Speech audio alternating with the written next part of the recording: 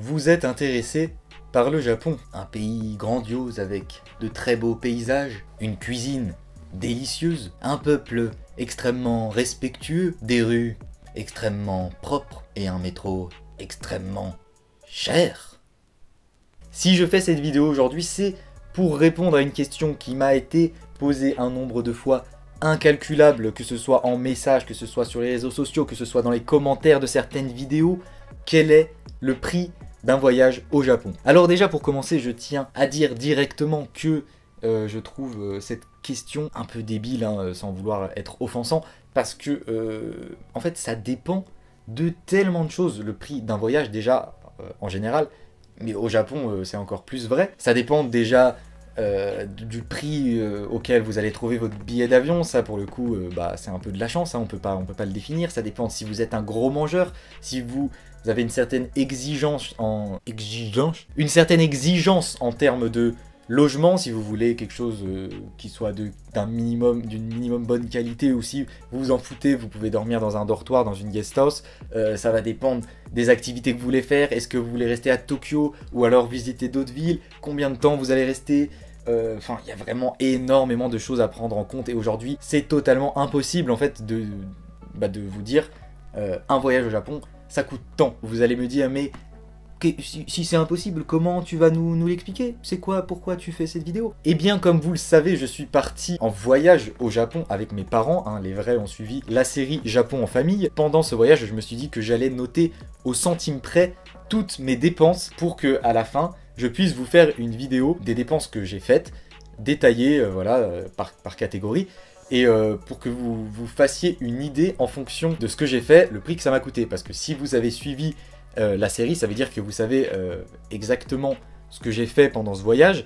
Donc vous avez vu les logements dans lesquels j'ai dormi, vous avez vu ce que j'ai mangé, vous avez tout vu en fait. Donc du coup, vous donner le prix de ce voyage, ça vous fera une idée concrète, vu que vous avez vu les vidéos, enfin vous avez compris quoi. Mais bien sûr, je le répète, voilà, c'est pas parce que moi ça m'a coûté tant que vous ça vous coûtera la même chose. Ça peut vous coûter beaucoup plus, comme ça peut vous coûter beaucoup moins. Mais voilà, au moins, à chaque fois que je recevrai cette fameuse question « Combien coûte un voyage au Japon ?» Eh ben je pourrais directement envoyer le lien vers cette vidéo. Alors déjà, ce qu'il faut savoir, c'est que, vous le savez si vous avez suivi la série, mais en fait, je suis parti au Japon, donc avec mes parents. Nous sommes restés un certain nombre de jours au Japon, ensuite nous sommes allés en Corée du Sud pour 4 jours, et nous sommes revenus au Japon pour quelques jours. Sur cette vidéo, voilà, on va parler que du Japon, pas des dépenses en Corée, parce qu'on est resté que 4 jours, et du coup, j'ai mis de bout en bout la période avant d'aller en Corée et la période après être allé en Corée. Donc du coup, ça nous donne un total au Japon de 14 jours. Donc 14 jours, si t'es pas complètement débile, t'as compris, ça fait 2 semaines. C'est à peu près, on va dire, la bonne moyenne de durée que restent les gens qui partent en voyage au Japon. Pour moi, c'est le minimum. Alors le premier point de dépense, c'est le billet d'avion. C'est normalement, si tout se passe de façon classique, la première chose que vous allez acheter. Personnellement, j'ai eu un super prix de billet d'avion puisque j'ai payé mon aller-retour 430 €.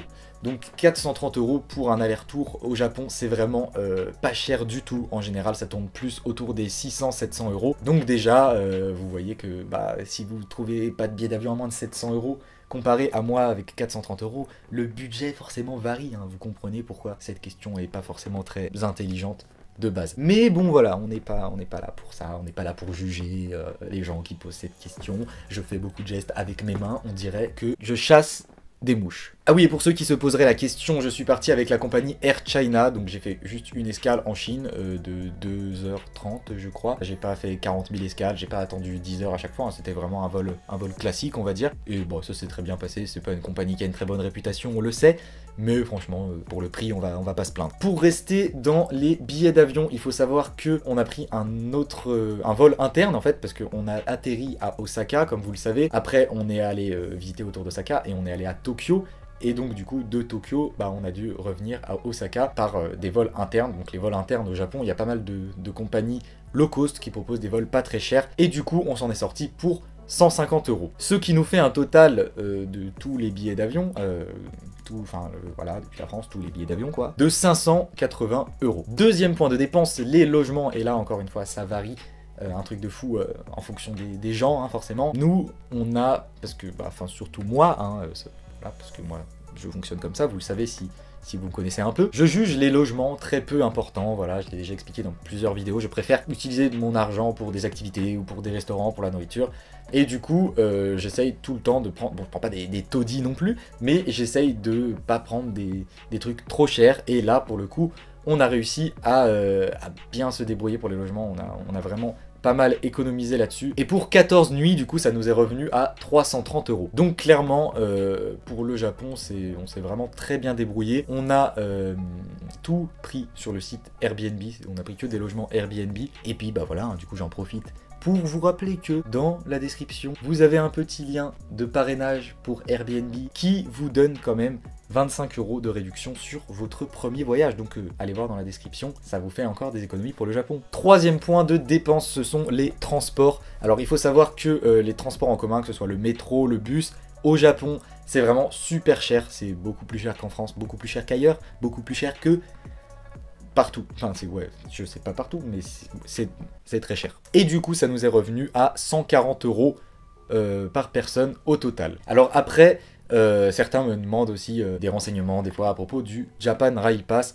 Je ne l'ai jamais pris, je sais pas exactement comment ça fonctionne, mais vous avez toutes les infos qui sont à disposition sur internet, vous avez juste à taper Japan Rail Pass et c'est très simple de trouver des informations là-dessus. En fonction de la durée de votre voyage, en fonction de ce que vous allez faire, ça peut être avantageux comme ça peut ne pas l'être. Moi personnellement, on avait fait le calcul et ça ne l'était pas, donc voilà, ça c'est à vous de voir. En fait au final on a pris le métro quasiment que à Tokyo hein, pendant le voyage parce que à Osaka et à Kyoto, nos logements étaient extrêmement bien placés.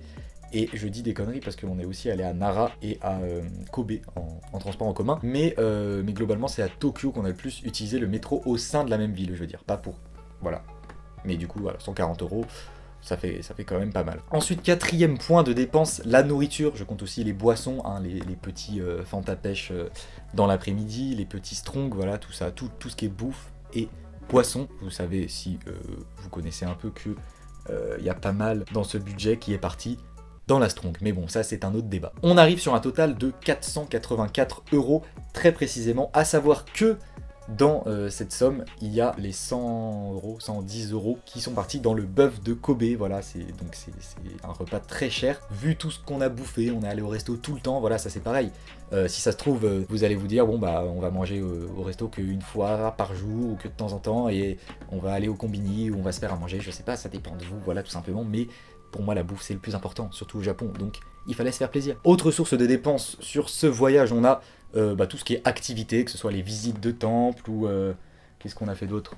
Enfin voilà, vous voyez le délire quoi, on va pas... Hein. Non bref, en gros voilà, les visites, faut savoir que y a pas mal de temples, surtout à Kyoto, dont l'entrée est payante, les jardins des fois c'était payant, enfin voilà, tous ces trucs là, pour monter à la tour d'Osaka par exemple, voilà, vous avez compris. On arrive sur un total de 57 €, ce qui est très peu, franchement j'étais surpris en faisant le calcul. Franchement ça va, c'est pas du tout ça qui nous a bouffé, on a fait beaucoup de visites gratuites on va dire, enfin des temples, voilà, il y a plein de choses gratuites à faire. Et le dernier point de dépense, qui celui-là est sans doute celui qui varie le plus d'une personne à une autre, hein, voilà, faut prendre conscience du truc, c'est les souvenirs, les achats et les souvenirs. Moi j'ai acheté des vêtements, des figurines, voilà, enfin non j'ai même pas acheté de figurines d'ailleurs, pas sur ce voyage là, mais enfin bref, voilà, tous ces trucs là. Et moi j'arrive sur un total de 250 €. Vu tout ce que j'ai ramené, ça va, parce que j'ai ramené beaucoup de vêtements, pas mal de trucs, des strongs, des tenka. Enfin tout ça quoi, voilà, tout ça dépend. Il y a des gens qui vont arriver à Akihabara, ils vont être comme des fous, ils vont claquer 500 € dans des figurines de manga, ce qui est tout à fait logique. Moi je le fais pas parce que je vis avec un sac à dos toute l'année, mais vraiment ça peut exploser votre budget en fait, parce qu'il y a des gens qui vont acheter plein de souvenirs parce qu'ils se disent c'est pas tous les jours qu'on vient au Japon, et ils ont bien raison, mais encore une fois ça varie d'une personne à une autre, on va pas le répéter.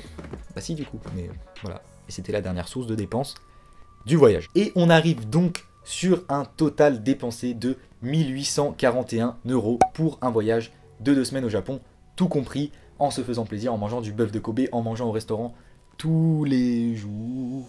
Voilà, c'était chelou ça. Tous les jours, tous les repas, et en logeant dans des logements pas forcément incroyables, mais pas dégueulasses non plus. Si vous avez pas vu la série Japon en famille, en fait, que j'ai sorti très récemment sur la chaîne, parce que peut-être que vous tombez sur cette vidéo comme ça, eh bien allez la voir pour vous faire une idée de ce qu'on a pu faire avec un budget de 1841 €. Donc voilà, j'espère que les personnes qui se posent la question du prix d'un voyage au Japon, voilà, tout ça, se sont fait un peu une idée concrète de ce que ça m'a coûté. Je trouvais que c'était quand même intéressant de faire cette vidéo, parce que ça vous donne, ça vous fixe un peu, je sais pas comment dire, et voilà. En tout cas, j'espère que ça vous a plu. Si c'est le cas, je vous invite à mettre un bon pouce bleu, à vous abonner à la chaîne si ce n'est pas déjà fait, et je vous dis à très bientôt pour une prochaine vidéo.